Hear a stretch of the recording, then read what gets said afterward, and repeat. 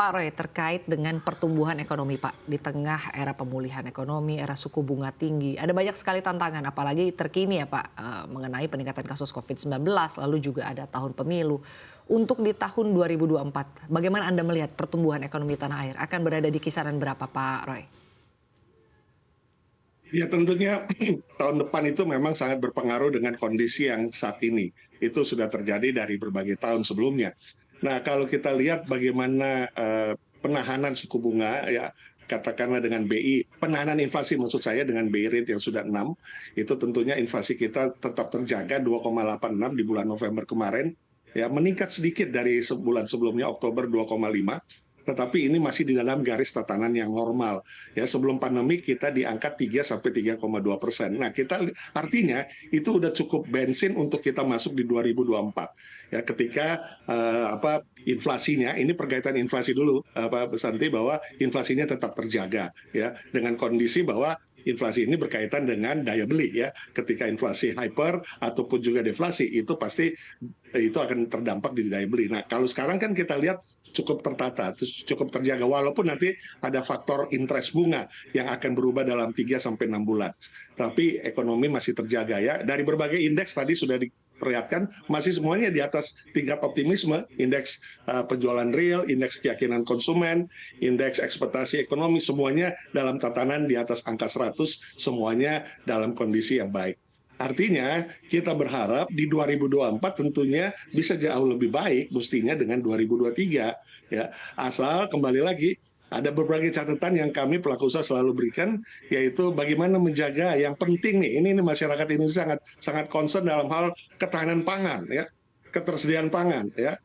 Karena apalagi mendengar sekarang beberapa negara memban produk-produk yang biasa kita harus import karena mereka juga butuh untuk negaranya. Nah, ini bagaimana pemerintah mencari jalan keluar? Ya, bagaimana tidak hanya pesta demokrasi tapi ketahanan pangan, ketersediaan pangan, kestabilan harga ini menjadi dominan. Kalau nggak inflasinya akan naik lagi, ya. Dan ini satu sisi yang harus dijaga. Kemudian tadi kondusif kita udah panjang lebar. Kemudian yang ketiga bagaimana juga menjaga ekspor misalnya. Karena rumusan PDB kita kan tidak hanya konsumsi tetapi ada ekspor, ada investasi ya. Kita sudah cukup baik ekspor kita di tahun 2022 sudah hampir 300 bilion US dollar. Ya mudah-mudahan 2023 angkanya bagus dan 2024 masih meneruskan lagi. Investasi kita juga sudah hampir 1.500 bilion US dollar. Nah, ini tentunya harus dijaga. Nah, bagaimana dengan kondisi menjaga ini? Tentu perlu keterkaitan ya, pelaku usaha, akademisi, pemerintah ya, nggak jalan sendiri-sendiri, tetapi bagaimana bersama-sama dan saling mendengarkan ya, mendengarkan apa yang menjadi bagian daripada keseharian kami pelaku usaha yang berada di sektor misalnya dalam hal sektor retail atau sektor hilir yang berhubungan dengan konsumsi Baik, rumah tangga.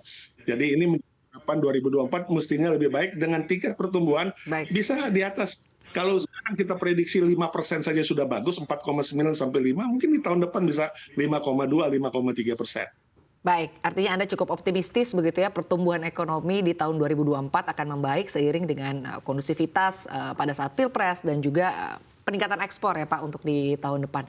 Terakhir untuk Pak Sarman, Dan target ketersediaan baik.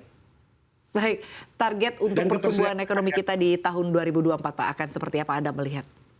Kita masih optimis ya, sesuai dengan target pemerintah masih di angka 5% dalam hal ini. Indikatornya pertama, bahwa tahun depan pemilu kita ini masih berlanjut nih Sin.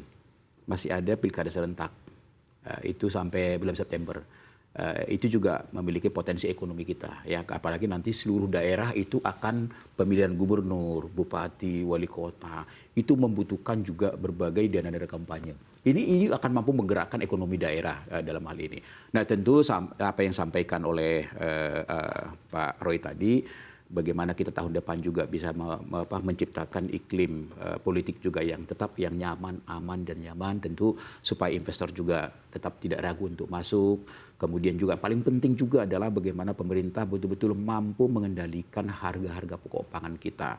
Karena bagaimanapun pertumbuhan ekonomi kita ini 60% masih sangat-sangat ditopang oleh konsumsi rumah tangga kita. Jadi ini sangat-sangat strategis dalam hal ini. Pemerintah harus mampu menstabilisasi harga, kemudian juga bagaimana juga belanja-belanja pemerintah.